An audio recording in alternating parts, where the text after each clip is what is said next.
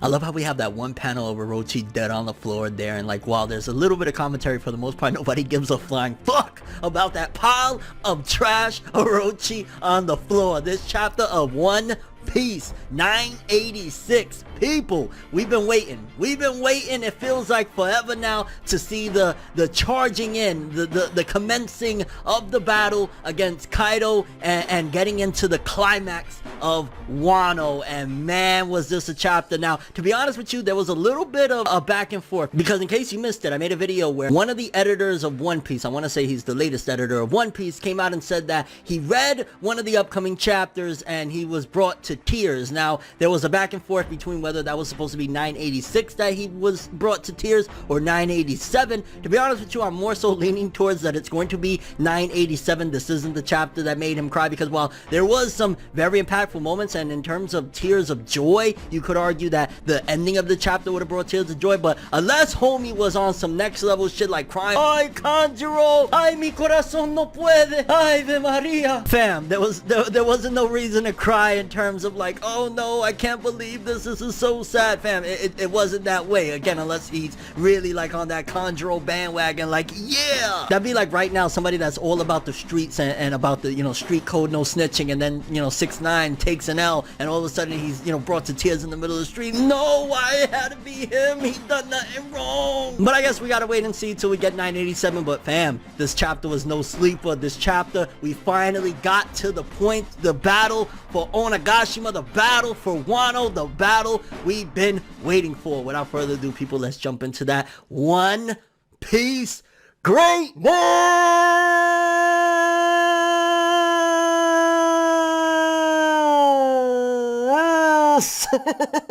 Yes, people, it's always a pleasure when you get to talk some of that One Piece. Let's do it. I say we gonna do what we do, no matter how you move, make your move. That's how it be, though. So the chapter starts off feeling very ceremonial. Is that the word I'm looking for? It felt like I don't know, some type of proud ceremony and a gathering, because you got, you know, Kinemon, you got Izo, everybody is just showing up and gathering together. And then, to be honest with you, the way Oda did it, I felt as though I thought it would have been a bit more of a display and like a bit more of importance put and a spotlight, so to speak, put on the death of Kanjuro. Like, I was shocked, to be honest with you. I'm gonna keep it so real.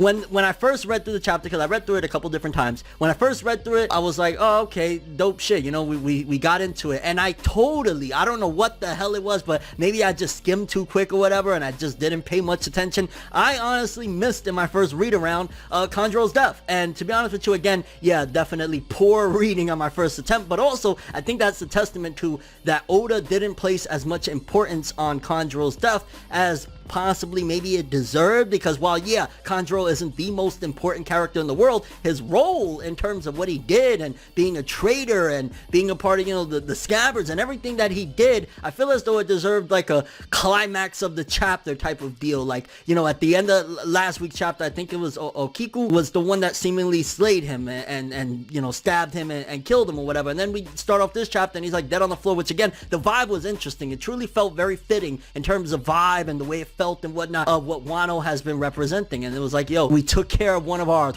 was a traitor, we put him down like the dirty dog that Kanjuro was. I just wish it would have been a little bit more of an impactful moment in terms of, again, like being that last page and you see Kanjuro dead on the floor there, which again, there's a possibility he might not even be dead. There's a possibility like he might still have one act and in the end he might actually do a good deed or something like that. I'm leaning towards there's a possibility there. I mean, we always got to throw that possibility in with One Piece just because Pell. Still, nonetheless, it was very nonchalant. I think that's the word that I'm looking for. The way they handled Kanjuro's death in the beginning of the chapter. I was just like, well, I guess in terms of him being the piece of shit that he is, yeah, let's not put that much importance from a reader's standpoint either on this dude that was a scumbag. Although, again, I don't know, I'm back and forth with that. I just feel like there's still that small possibility that he might actually still be alive and he'll end up doing a good deed in the end for all the fucked up things that he's done. Because, you know, even when you're in a covert operation, right, even even when you're playing a spy. Being around people, you're going to form some bonds, whether you want to or not, because you do start to care. It's human nature, I feel personally, that if you're around people for a certain amount of time, regardless of what your ambition and goal is, you're going to feel something. You're going to get some type of bond, especially, you know, this is a 20-year plan that they were in. So even though he was originally doing all this for Orochi and, you know, his people, the lineage and all that stuff, I wouldn't be surprised if there was somewhere in there that Kanjuro does feel like, yo, I did these people wrong. Like, you know, take it to Attack on Titan, the traitors in there, like, they did feel something, they just ended up going through with their ambition anyway. Maybe there's a possibility of something in there, maybe we'll see more of Kanjuro, I don't know, but yeah, I probably spent way too much time talking about Kanjuro stuff compared to what he deserved, because he was a scumbag. But also, it showcases that seemingly all the scabbards are reunited. Again, we got Izo, we got Kinemon, we got Raizo, we got a lot of the people that are part of this big epic plan, and the way Oda handled it with respect and grace. Like, you know, just to quickly talk about something, not to jump into the ending of the chapter because we got ways to go to get there, but like the way Oda even allowed for them to be the ones that strike first and not Luffy and them, because it would have felt inappropriate. This is their 20-year struggle. Why would Luffy be the one to throw the first punch despite him being the main character? In terms of the narrative, it's the scabbards that need to do this. It's these people. Kinemon, I was gonna say Kanjuro. F in the chat for Kanjuro's bitch ass. I said F in the chat, but I threw up an L. Like, what am I doing? I don't know. The One Piece greatness, it's in my veins. But anywho, so we see Orochi still dead as a doornail on the floor. Again, rightfully so, which between Orochi and Kanjuro, if one of them was going to stay completely dead and not have a triumphant moment or a return for that matter, and it only had to be one, I would say probably Orochi, if anything, would be the one that would return, because a lot of people were saying about his zone devil fruit with the 8 heads and all that shit, and the fact that there's still, like, there wasn't even much emphasis on Orochi's death either. It was like, okay, you know, big impactful moment, he got sliced up, and we're still seeing him, we're still getting more moments of showing his dead corpse there. Like, unless Oda's really into some sick shit of like, look at this old dead motherfucker, I think there's a possibility that he's going to return at some given point and maybe do something shiesty to Kaido. Like right now, Kaido's getting jumped. Orochi could take the opportunity to be like, oh, we're bad, they getting him back for what he just did, let me jump in on it, and then I'm gonna do all of them dirty too. So we gotta wait and see on that one. But yeah, the way the both of them are just being shown they're dead and lifeless throughout the chapters, like possibly both of them are gonna get up at some given point. I do think that they're both, or Kanjuro especially, is going to die, but I think maybe there's some redemption in store for Kanjuro. I think Orochi's just gonna do some nasty shady shit to Kaido and still be a piece of shit and then get off again anyway. Then we got all these weak spineless motherfuckers that are you know, giving their allegiance, vowing their allegiance to Kaido, because he's like, yo, make your choice, fam. Y'all want to rock with Orochi? Cool, he's dead there, like, what you gonna do? And they like one by one, the captains, yeah, our 5,000 people gonna rock with you, yeah, nah, our 5,000 people, we gonna hold you down, Kaido, don't worry. And I'm just like, it's a scary situation, so I don't know what I'd do in that situation, to be honest with you. Especially they're not sure of the invasion at that particular point in the chapter. Like, yeah, well, what are we gonna do? This giant motherfucker, he jumped from the heavens, like, come on, he jumped from the heavens and survived. Yeah. And also, you know, going back to the whole Orochi returning thing, when Shinobu was talking about like throughout the 20 years the real threat all along was Kaido, I still feel like Oda is knocking us off the trail of Orochi returning and everything by like now completely throwing everything as Kaido. Is like, no, Orochi did have a major part in all this, you know, the trickery, the way he rose to power politically. Like, if it wasn't for Orochi, Odin would have took this bastard Kaido out back in the day. Remember, Odin clashed with Whitebeard. Need I say more? And he was also on Roger's crew. Just gotta throw that in there as well. Then there's something to discuss here, because Kaido, he goes up and he starts talking about Momonosuke, and he's like, yo, there's always been this nagging thing in my mind, right, fam? Like, I always wondered, because I never got to hear your name. Now, if you tell me your name and it's been a mistake, you're not actually, because, you know, you kind of a coward, fam. You pussy. So if you tell me your name, you're not a Kozuki, you're not the son, the offspring, the heir to the Kozuki throne, so to speak, I'll give you a full apology. We'll stop the execution right now, and yeah, we'll go on about our day. I'll say, my bad, fam. You know, we only just beat the dog shit out of you and hemmed you up there like Jesus, fam. Like, no worries. And the discussion in there is like, why did Kaido do that? Was it because he wanted to have, like, you know, the heir to Odin's throne bow down to him? Was it more of a pride thing? Was it more just Kaido wanting to feel like the Odin heir is bowing down and basically passing down the power? Because you can't really, especially from a standpoint of like just pride wise, I guess, so you got to keep on going back to that for a lack of a better term. Like, Kaido was still looking at it like he didn't get an honest win, right? He didn't honestly take over Wano, because Odin would have taken him out if it wasn't for the bullshit he pulled back in the day. So I think he's desperately wanting to feel truly validated, like, no, I did take this throne. Like, even the heir that's basically basically carrying on the lineage of the Kozuki clan, I had him bow down and be a pussy and say, nah fam, I'm not Kozuki, this is yours, Wano is yours. So that's what I took from all of that. Either that or just that Kaido, maybe somewhere in him he has some guilt as well for what he did to Oden, and he's giving an opportunity to this kid, and he's like, hey, I'm a piece of shit, I'm evil. If you embarrass yourself and basically destroy the last little bit of remnants of the Kozuki name, I'll let you go. But to be honest with you, with the bullshit Kaido pulled in the past, he wasn't letting Momo get away at all. Like, Momo was dying one way or another, so I gotta give massive props. Gotta give them when they deserve, because Momo's been very pussy throughout the One Piece series, but carrying on the lineage and the name and what he said, his speech and whatnot, like, yo fam, my name, Momo, it means second to none. I am Momo Kozuki, and I was like, oh, yeah, little pervert kid is grown. And he says, you know, I am the man that is going to be the next shogun of Wano. I was like, even if you're scared on the inside, the fact that you're putting on a brave face and the fact that you're saving face for your family's lineage with everything that they've been through, all the 20-year plan, the death of your father, everything that happened, like, massive props to Momo. I love that part of the chapter. And we still got points of Luffy and Yamato heading towards there. Luffy telling Yamato, like, no, that's definitely, you know, the son. That's without a doubt. That's Kozuki Oden's son. And Luffy taking off the cuffs of Yamato. And to be honest with you, I'm a little bit conflicted. Like, I still have in the back of my mind, because we know it's One Piece and Oda throws plot twist after plot twist. When Yamato is like, oh, you know, throw him just in case when you take him off. Like, I doubt it, but, and the cuffs actually explode. That was interesting, because if we're being 100%, if Yamato is being 100% truthful about everything and not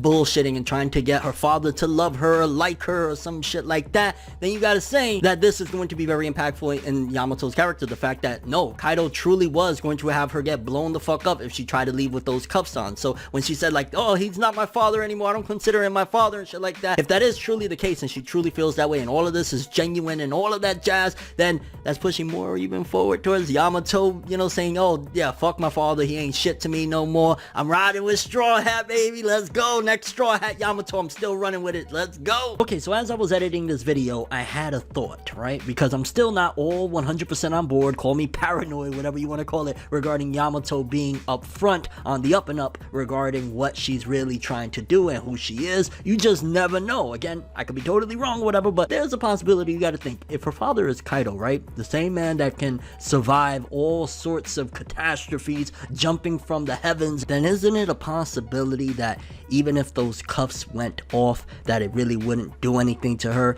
And if she is Kaido's child, wouldn't she already know that?